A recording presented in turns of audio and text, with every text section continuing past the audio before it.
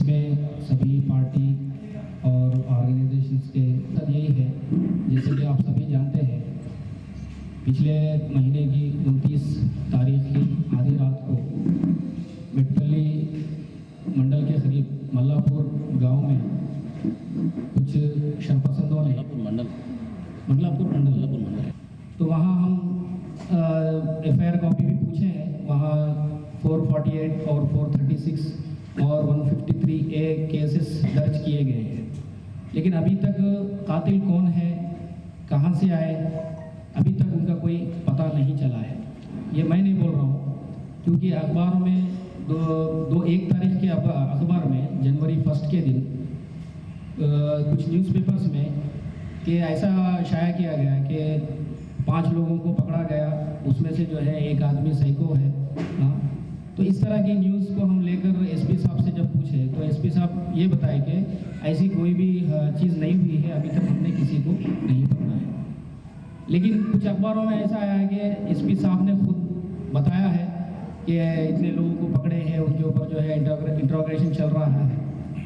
तो ये जो हम एक रिज़ल्ट देखना चाह रहे हैं, वैसा कोई रिज़ल्ट नहीं मिल रहा है, क्योंकि हम पुलिस स्टेशन में भी जाकर एसआई साहब से पूछे हैं तो डायरेक्ट जो है हायर अथॉरिटी को अप्रोच होने के लिए बात बता रहे हैं। लेकिन सिर्फ विजिट करने से ये नहीं है, बल्कि इस कार्रवाई के ताल्लुक से कविता मैडम भी अपने प्रेस कॉन्फ्रेंस रख के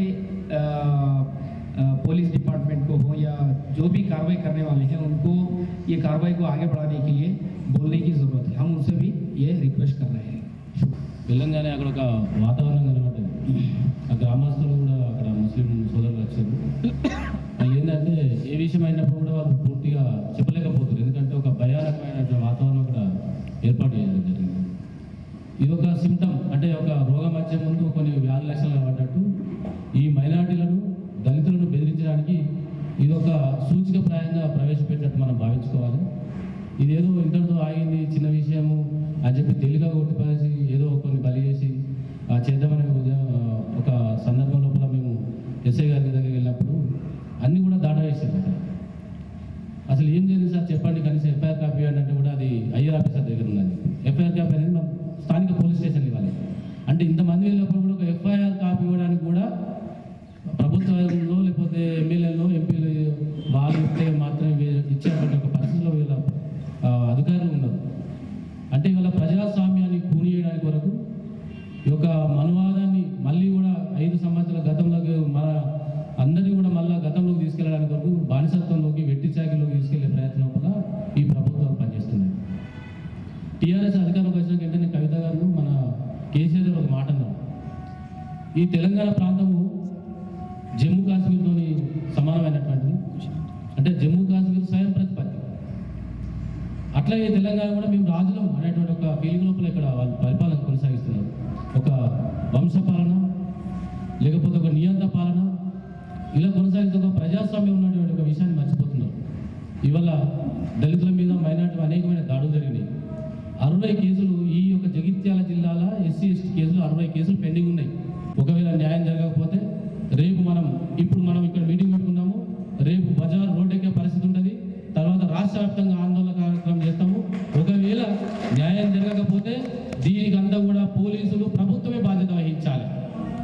ఈ ఘటనలు మరొక ఘటన కింద పునరావృతం అయితే చూస్తూ ఊరుకోము, ఈ యొక్క పరిపాలన కూడా మొత్తం స్తంభింపజేస్తామని ఈ సభాముఖంగా మీకు కుల వివక్ష వ్యతిరేక పోరాటం రాష్ట్ర వ్యాప్తంగా మద్దతు తెలుపుతూ मुसलमानों के दिलों को ठेस पहुंचाने वाला इससे बड़ा कोई हादसा नहीं रहता।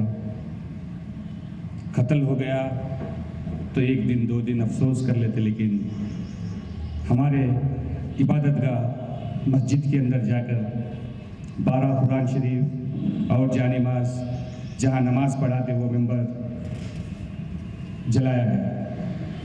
तो उसी दिन सुबह मालूम हो गया कि मस्जिद के अंदर ऐसा हादसा हुआ। फौरी जगतियाल के जिम्मेदारों के साथ हम पहुंचे वहाँ पे। एसपी साहब, कमिश्नर साहब और सब कलेक्टर साहब से हम बात करें।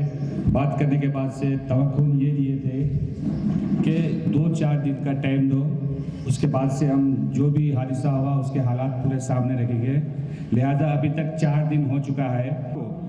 दलित और क्रिश्चियनों को सबको अलग करने की एक पॉलिसी चल रही है। जो चरपसंद चंद लोग हैं, वो चंद लोग के वास्ते हुकूमत अपनी पूरी जिम्मेदारी निभाते हुए, या मंदिर हो या मस्जिद हो या गिरजाघर हो, कोई भी मामले के अंदर अगर ऐसे हादसे हुए तो मैं समझता हूं कि अगर कानून इजाजत देता है इसको तो फौरी फांसी की सजा दे देना चाहिए, और पुलिस इसमें अपना काम जल्द से जल्द करे, मुसलमानों के जज्बात के साथ ना खेले, इसलिए कि जज्बात को रोकना बहुत बड़ी चीज़ें अभी तक रुके हुए हैं।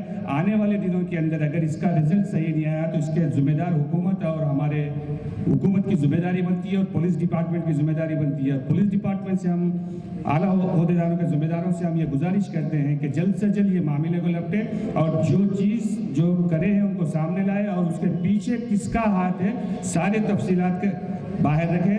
ये हमारा సో కాబట్టి దీని మీదకి వెళ్ళి మనం దళితులు కానీ క్రిస్టియన్ కానీ ఈవెన్ మైనారిటీ సోదరులు అందరూ కూడా వీళ్ళంతా మా బాల్యమిత్రులు, చిన్నప్పటి నుండి కూడా కలిసిమెలిసి బతికినాం. సో ఇవి ఏది ఏమైనప్పటికీ దీన్ని ముక్త కంఠంతో మేము ఖండిస్తున్నాం బ్రదర్.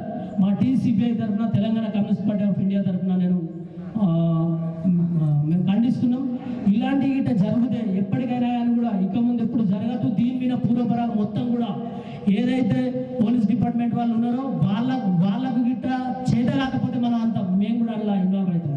ఎందుకనంటే నేను యాజ్ ఏ అడ్వకేట్గా నాకు 8 సంవత్సరాల స్టాండింగ్ ఉంది జగిత్యాల కోర్టులో. మేము కొన్ని వందల కేసులు కూడా మేము చూసినాం, ఇట్లాంటివి కూడా చూసినాం. సో కాబట్టి పోలీస్ డిపార్ట్మెంటు మరి ఏమనుకొని ఏం చేస్తున్నారో కానీ ఏది ఏమైనప్పటికీ ఇమ్మీడియట్లీ మన వాళ్ళకు న్యాయం చేసే పరంగా న్యాయం చేసి ఏది అది ఏ రకంగా అవుతున్నాయో అవన్నీ కూడా నిజాలేంటో బయటపెట్టి మన వాళ్ళ